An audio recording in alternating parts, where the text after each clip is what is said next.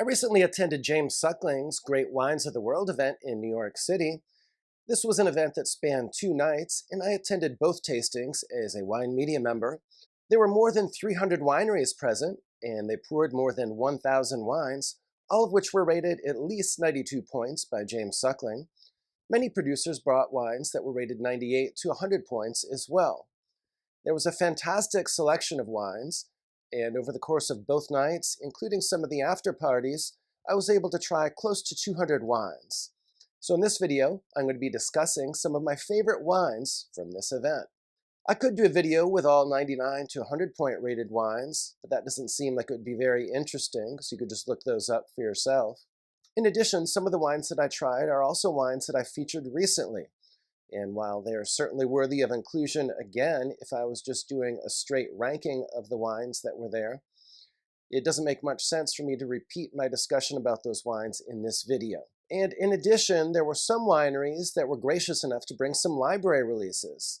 Leal Villascas, for example, brought the outstanding 2009 for us to taste.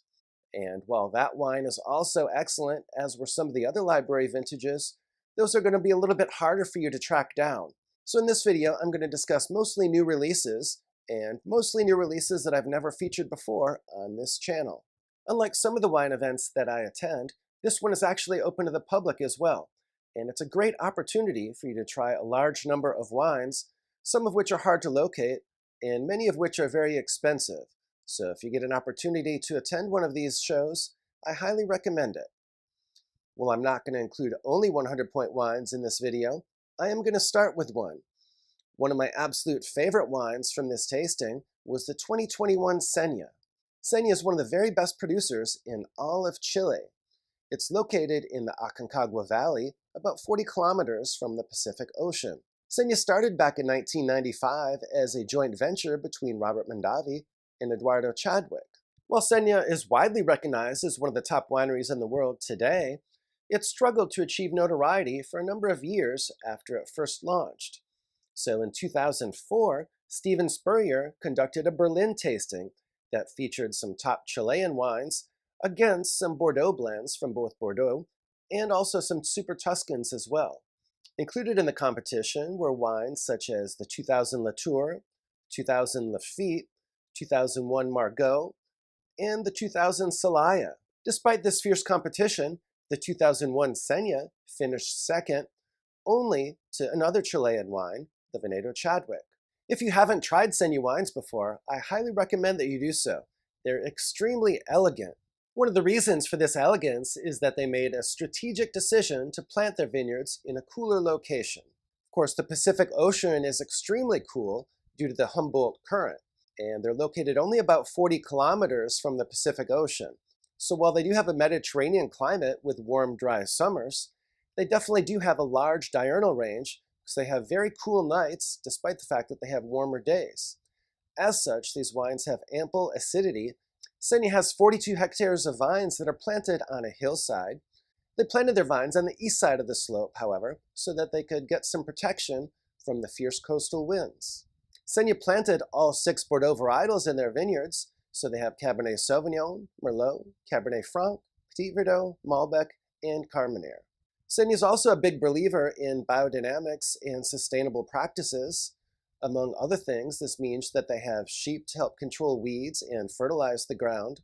They also use compost and other preparations, and they also plant a wide variety of plants to promote biodiversity.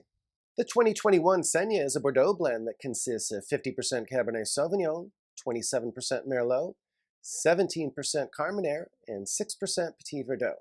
2021 was an extremely strong vintage for Chile, so I recommend not only the Seña, but certainly that you pick up any other wines from Chilean producers that you admire as well, as this is definitely going to be a strong vintage throughout Chile. But it is going to be a little bit of a cooler one, so if you're looking for a comparable vintage, think more of 2016 or 2018 than some of the warmer vintages like 2019 or 2020. And 2021 is definitely, in my opinion, going to go down as one of the very best vintages ever for Seña, which is certainly saying a lot, as they've made a number of outstanding wines in the past. This wine matures for 22 months in a mix of 90% French oak, 70% of which is new, and 10% Foudres. This wine was extremely impressive. It was remarkably elegant despite its youth. It had a red fruit profile with mixed spice and layers of flavor. While this wine will certainly improve with additional bottle age, it was already a treat and very fun to enjoy it when it was young. I saw this wine selling for around $129 a bottle. There are some places that sell it for much more than that, so definitely make sure that you shop around and do a little bit of digging to get the best price. There were a number of outstanding Bordeaux producers who attended James Suckling's Great World of Wines. One of my favorites was the 2019 Ponte Canet, which was showing extremely well. But I recently featured Ponte Canet on this channel, so I'm not going to repeat that one here. Instead, I'm going to highlight the 2019 Château d'Isson. D'Isson is located in Margaux on Bordeaux's left bank. D'Isson is located on a historic property that's been used to make wine since way back in the 1100s. D'Isson has 52 hectares of vines that are planted to about 2/3 Cabernet Sauvignon, a little bit less than 1/3 Merlot, and they have smaller amounts of Cabernet Franc, Petit Verdot, and Malbec. Since 2000, D'Isson has been making steady improvements and is now widely regarded as one of the better producers in Margaux. These improvements came through a couple different ways, primarily through more strict selection. Now more than half the harvest goes into the second wine, and also they used a higher percentage of new oak for their maturation process. So now they're using about 50% new French oak to mature their wines. Better yet, this wine sells for an extremely reasonable $59 per bottle. The 2019 D'Isson is impressive and received critical acclaim, not just from Mr. Suckling, but from a number of other top critics as well. This wine features a mixed red and black fruit profile, along with floral notes, tobacco, and forest floor. It had silky tannins and was an extremely elegant wine.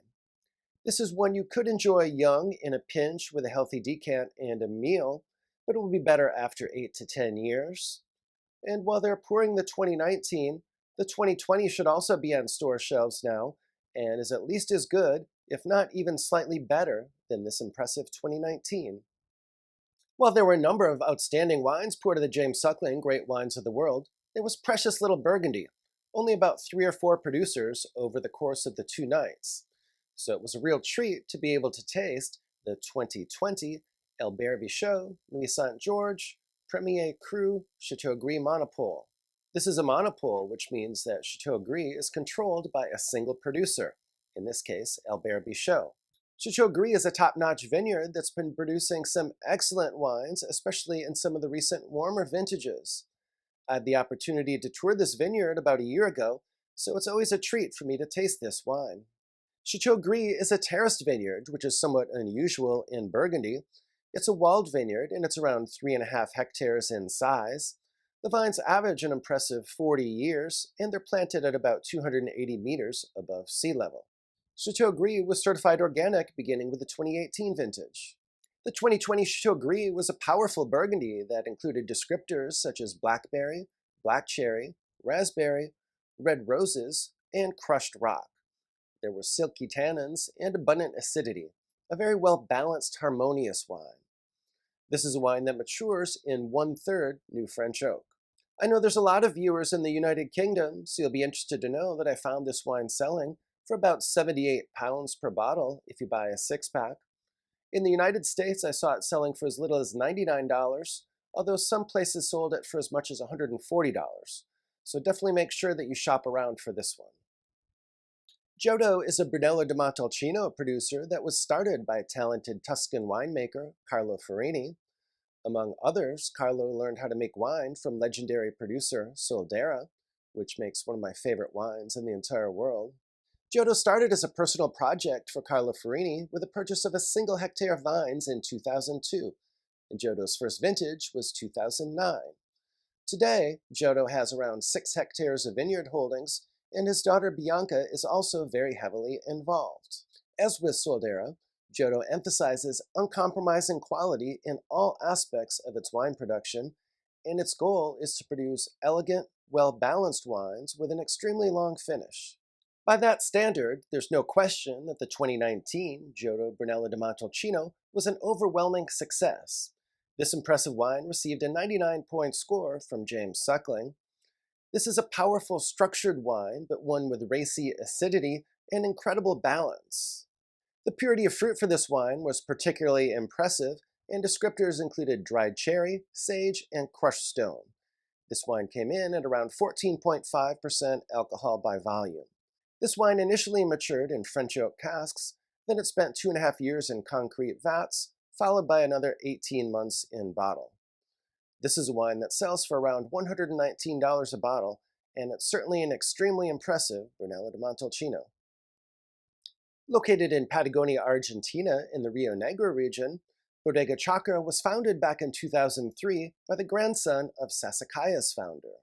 The Chardonnay from Bodega Chacra was extremely impressive, and interestingly, that is a wine that's produced in collaboration with famed Burgundy producer Jean-Marc Rouleau. But my favorite wine from Bodega Chacra was a Patagonia Pinot Noir that comes from a single vineyard and is named Treinta. This wine is aptly named as it comes from a single vineyard with old vines that were planted way back in 1932. This vineyard has special soils that contain layers of sand, clay, and pebbles, and which is ideally located for the production of high-quality Pinot Noir, as it's located in a cooler area right on the coast.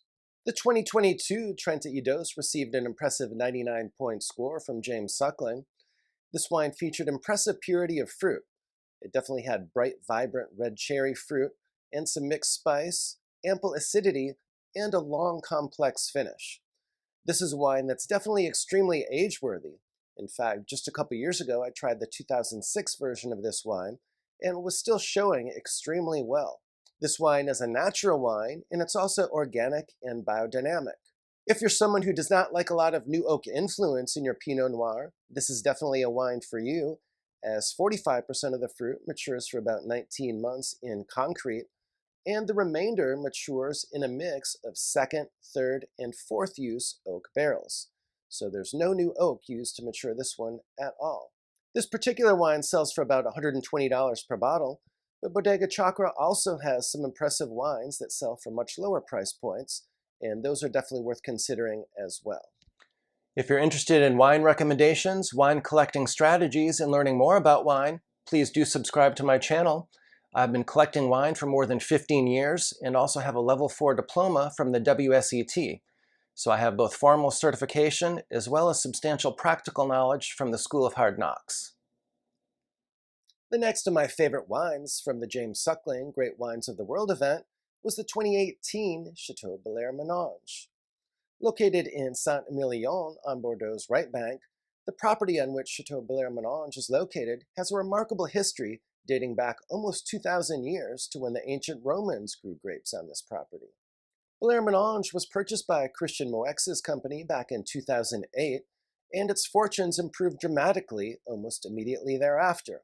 These quality improvements are due to a number of factors, including a reduction in yields, a more strict selection, later harvests, and they've also embarked on a replanting program in the vineyard that's been paying dividends. Belair-Manange has around 23.5 hectares of vines. Their vines average around 40 years of age, but they have some that are much older than that. The vineyard is planted to 90% Merlot and 10% Cabernet Franc. They mature their wines in 50% New French oak for 18 months. The impressive 2018 Belair-Manange received a 99-point score from James Suckling and is also highly regarded by a number of other top critics as well. Descriptors for this wine included black cherry, plums, floral notes, licorice, and it had velvety tannins and an extremely impressive, very long, complex finish. This wine sells for around $169 per bottle, but it compares very favorably to some right bank wines that sell for much more than that. If you're not able to find the 2018 vintage, definitely consider vintages like 2019 and 2020 as well. And if you're looking for back vintages, you can buy with confidence beginning in around 2009. While I'm not generally much of a Pinot Grigio guy, there were actually a few very interesting expressions of Pinot Grigio that were quite impressive at the James Suckling Great Wines of the World event.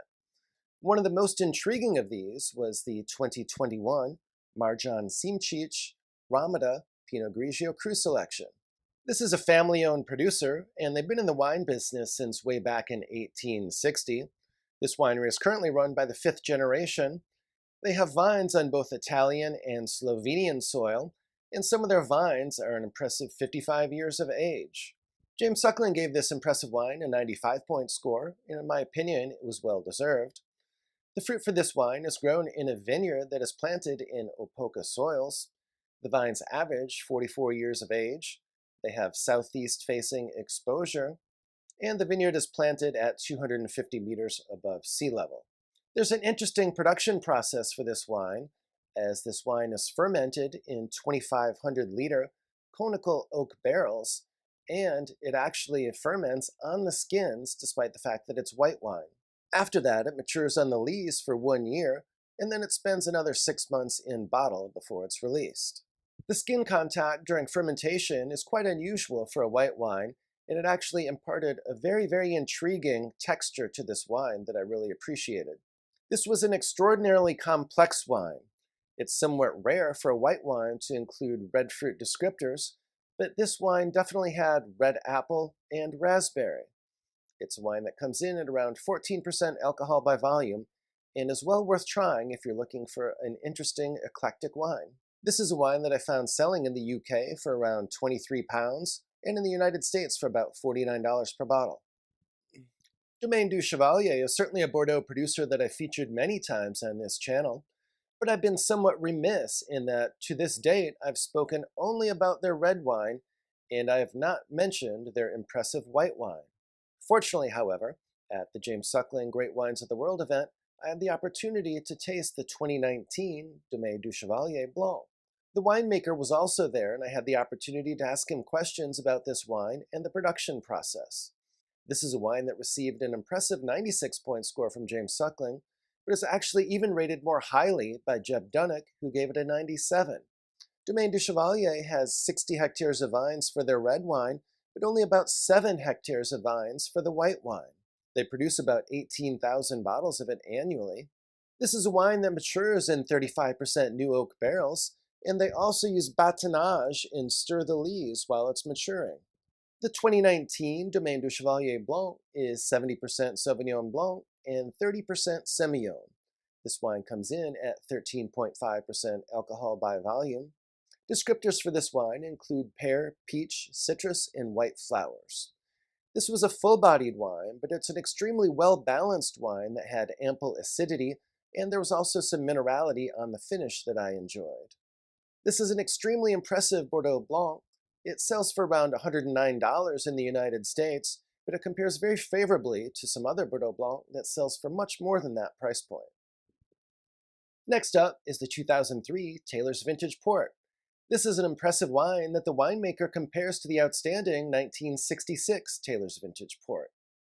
While 2003 was a warmer vintage, this wine still has impressive freshness, at least in part due to the fact that the year before was a much cooler vintage, so it was perhaps better able to withstand the heat the following year. This wine was drinking remarkably young for a 21-year-old wine, and it still has a long life ahead of it.